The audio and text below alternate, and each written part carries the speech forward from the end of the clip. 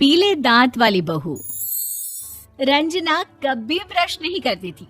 उसे कितनी बार उसके माँ बाप ने डांटा, लेकिन उसका कोई असर उस पर होता ही नहीं था, जिस कारण से उसके दांत पीले पीले हो जाते हैं। शादी के बाद। अरे बहू, वैसे तो तुझ में कोई कमी नहीं है, पर तेरे दांत इतने पीले कैसे हैं बेटा? कैसे मतलब? कोई सर्जरी थोड़ी ना कराइए। वो तो क्या नाम, मैं ब्रश नहीं करती थी तो पीले हो गए। अब क्या करूं? आप कहे तो लाल करवा लूं या फिर काले? यार ये क्या है, क्यों माँ से लड़ रही हो? लड़ रही हूँ?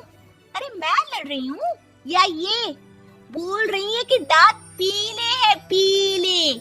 अरे तपस्या थोड़ी ना की है इन्हें पीले करने के लिए। बकायदा ब्रश नहीं किया है 20 साल तक, तब जाकर। छी, कैसी बात कर रही हो? ये उस वक्त तो पीले नहीं थे जब हम लोग तुम्हें देखने आए थे। अरे तब साफ करवा लिया होगा डेंटिस्ट के पास जाकर। अब देखो कैसे पीले पीले लग रहे हैं। रंजना सास की तरफ गुस्से से देखती है। फिर शुरू हो गई पीले पीले पीले। अरे पीले तो तब भी थे जब मेरे हाथ का रसगुल्ला उड़ा उड़ा कर खा रही थी और बोल रही थी, लड़की नहीं गुणों का खजाना दे रहे भाई साहब आप। खैर, अब वो लोग करते भी तो क्या करते, पीले दांत वाली बहू पल्ले पड़ी थी तो झेलना तो था ही। एक दिन कीर्तन में रंजना गाना गा रही थी। अरे कमला बहन, माँ का द्वार है, यहाँ तो सब शुद्ध होकर आते हैं, फिर अपनी बहू को ब्रश भी नहीं करवाती तुम। दूर से पीले पीले दांत भक्ति में बाधा उत्पन्न कर रहे हैं। अरे कोई 2 साल के बच्चे थोड़ी ना लेकर आई हूँ मैं बहू बनाकर। अच्छी खासी लड़की है, अरे कैसे करवाऊं ब्रश? ये तो उसे खुद करना चाहिए ना। अब माँ बाप तो इसके जैसे तैसे निपटा दिए, ये नहीं सोचा कि सास कैसे संभालेगी। सास बहू को लेकर घर आ जाती है, लेकिन सोच लेती है कि अब इसे लेकर कहीं नहीं जाएगी। अगले रोज बहू कहती है, अरे क्या हो गया, मंदिर नहीं जाना क्या? कीर्तन का वक्त हो रहा है। मेरी मधुर वाणी से कान्हा जी जागते हैं और सोते हैं। आप तो जानती है ना उनकी भक्ति में कितना मन लगता है मेरा। वो क्या है ना, तबीयत ठीक नहीं लग रही है मेरी, आराम करूंगी मैं। तबीयत ठीक नहीं लग रही? अभी तो मिथुन के गाने पर नाच रही थी आप, और अब बोल रही है कि तबीयत ठीक नहीं लग रही। अरे भक्ति में मन लगा लो सासू माँ, ऊपर जाना है, क्या मुंह दिखाओगी आप? हाँ? सास को बहू की बात पर गुस्सा आ जाता है। मैं क्या मुंह दिखाऊंगी, इसकी चिंता तो ना कर, समझी? अपने मुंह की चिंता कर, जो ये पीले पीले दांत लेकर हर जगह पहुंच जाती है। पता है लोग कितना मजाक बनाते हैं। ना जी ना, मैं नहीं जाना कहीं तेरे साथ। तो ये बात है। कोई ना, मत जाओ, मैं अपने कमरे में ही बैठकर भक्ति कर लूंगी। ऊपर वाला दांत थोड़ी ना देखता है, मन देखता है, भावना देखता है। और अरे बस बस, तू सब कुछ दिखा, बस ये सफेद चमकदार दांत ना दिखाना किसी को, है? जा यहाँ से।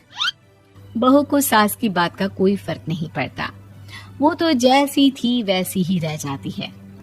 सुबह नहाकर किचन में खाना बनाना, फिर खाना खाना, कीर्तन भजन करना और सो जाना।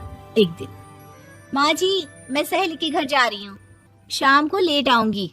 हाँ हाँ तो जाना, मैंने कौन सा तेरी आरती करनी है घर पर बैठकर।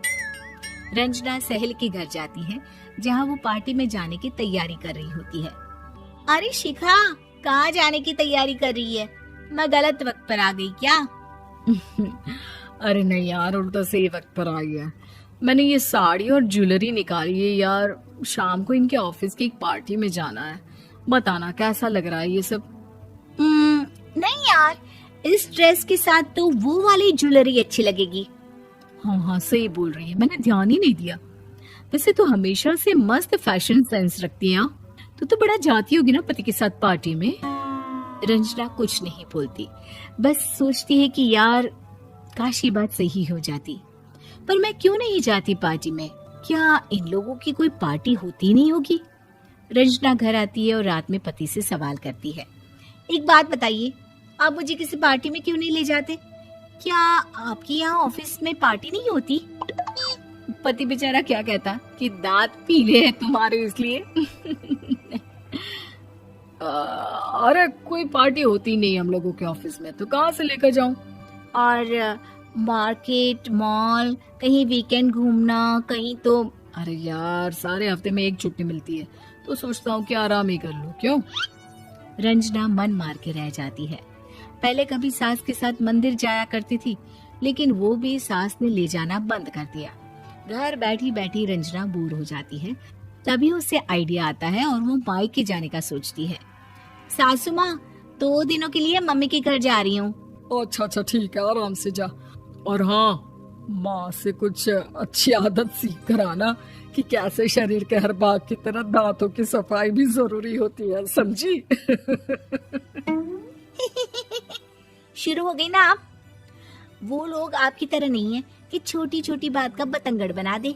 उन लोगों के लिए मैं मायने रखती हूँ, ना कि मेरे पीले पीले दांत। रंजना माँ को बिना बताए उन लोगों को सरप्राइज देती है, लेकिन जैसे ही वो दरवाजे पर पहुंचती है, अंदर देखती है कि घर वाले कहीं जा रहे होते हैं। अब माँ, काश रंजना दीदी के दांतों वाली प्रॉब्लम नहीं होती, तो वो भी हम लोगों के साथ चलती ना बुआ जी की बेटी की शादी में। हाँ बेटा, लेकिन अब उसे कौन समझाए कि उसको उसके पीले दांत नहीं दिखते, लेकिन उसके आसपास के लोगों को कितना एम्बैरेसिंग फील कराते हैं। मुझे तो कितनी बार उसके स्कूल की टीचर ने शिकायत की कि उसके साथ कोई लड़की बैठना भी नहीं चाहती, और ना ही कॉलेज में कोई उससे बात करना चाहता था। लेकिन पता नहीं क्यों उसे ये बात समझ में ही नहीं आती। कोई कमी नहीं है उस लड़की में, बस यही कि दांत पीले हैं। वो तो भला हो जीजा जी और उनकी माँ का, जो दीदी को जैसी है वैसे ही रखा हुआ है। रंजना को अपने घर वालों की बात सुनकर बहुत दुख होता है। वो सोचती है कि वो क्या करे, लेकिन फिर वो सीधा डेंटिस्ट के पास जाती है, अपने दांत चमकाती है और कसम खाती है कि वो रोज ब्रश करेगी। अरे क्या हो गया? तुम तो 2 दिनों के लिए गई थी ना, पर कोई ना, अच्छा है, चलो आ गई तो। रंजना सास के सामने आकर खड़ी हो जाती है और पूरी स्माइल करती है, उसके चमकदार दांतों को दिखाती हुई। हैं? चले मंदिर?